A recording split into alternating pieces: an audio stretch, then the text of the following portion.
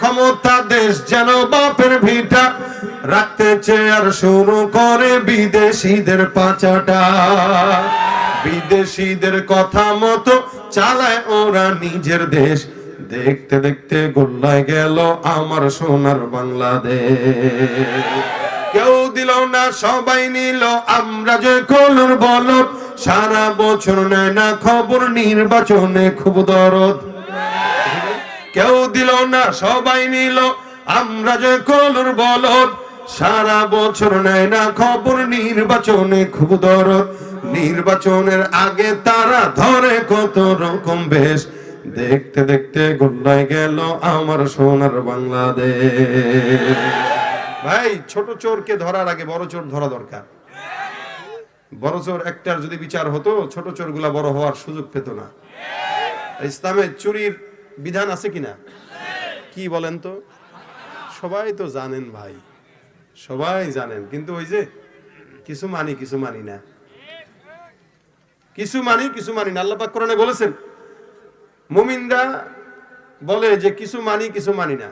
কিছু দল আছে যারা বলে কোরআনের কিছু অংশ মানি কিছু অংশ মানি না, মানে যেটা আমার পক্ষের ওইটা ঠিক আছে, যেটা বিপক্ষের ভাই এটা ঠিক নেই।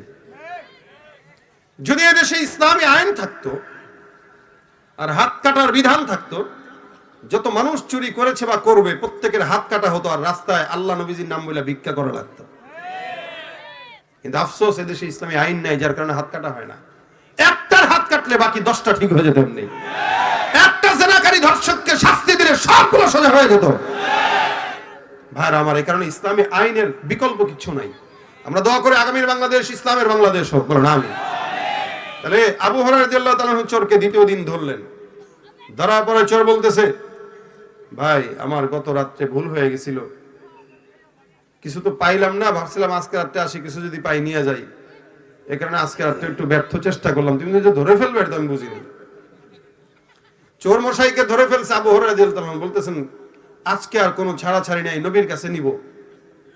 কয় ভাই ভাই মাফ চাই, আর জীবনেও না, এটাই শেষ। এই তুমি বিশ্বাস করো, একদিন মিথ্যা বলছি, 2 দিন বলছি, 3 দিন কি আর বলবো? এটা আমার দ্বিতীয় দিন, আমি আল্লাহর কসম আর আসবো না। বারবার বারবার আবু হুরায়রা রাদিয়াল্লাহু তাআলা আনহুকে মাইন্ডে এই কথাগুলো ঢুকাইতেছেন, তো উনার মায়া লেগে গেছে।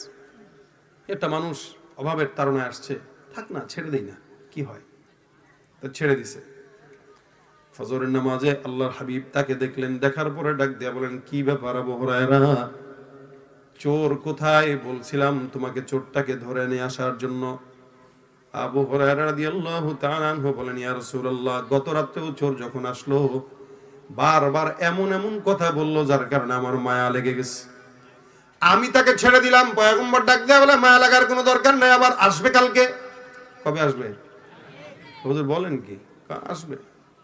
আবু হুরায়রা রাদিয়াল্লাহু তাআলা আনহু বলেন, হুজুর 2 দিন ছাড়লাম, আজকে যদি আসে লাঠি দিয়া পিটাবো অথবা রশি দিয়া বানবো, আপনার কাছে নিয়ে আসবো, যত বিচার করা দরকার আপনি রাসূলুল্লাহ বিচার করে দিবেন। উম্মতের বিচার যদি উলামায়ে কেরাম আর আলেম ওলামাদের কাছে থাকতো, তাহলে ইনশাআল্লাহ আল্লাহর রহমতে এই সমাজে কোনো অন্যায় বিচার আল্লাহ পাক রব্বুল আলামিনের জমিনে থাকতো না। রাসূলের কাছে বিচার ব্যবস্থা, এই কারণে চোর ভয় পাইতেছে যে নবীর কাছে নিলে তো হাত থাকবে না, নবীর কাছে নিবে। আল্লাহ কয় কি? আল্লাহর নবী বললেন, আগামী কাল আবার চোর মশাই আসবে।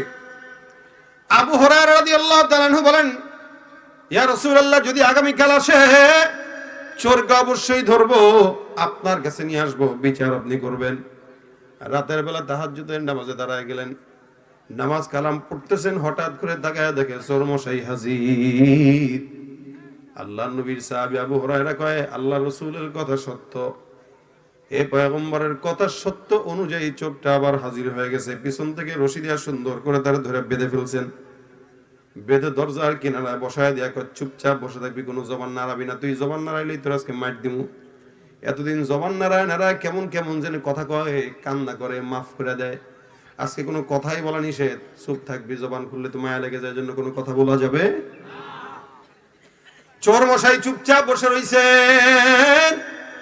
হঠাৎ করে চোর মশাই আবু হুরায়রাকে ডাক দিয়ে বলেন, হে সাহাবী আবু হুরায়রা, আমি তোমাকে একটা জিনিস বলবো, তুমি কি শুনবা? আবু হুরায়রা বলেন, কি বলবি? তোর না বলছি কথা বলিস না, কেন? এটা তোমার জন্য উপকারী। কয় কি? আমার উপকারী মানে তোমার আমি একটা জিনিস শিখাইতে চাই, দামি জিনিস, কোরআনের একটা আয়াতের আমল। সুবহানাল্লাহ। আবু হুরায়রাকে চোর মশাই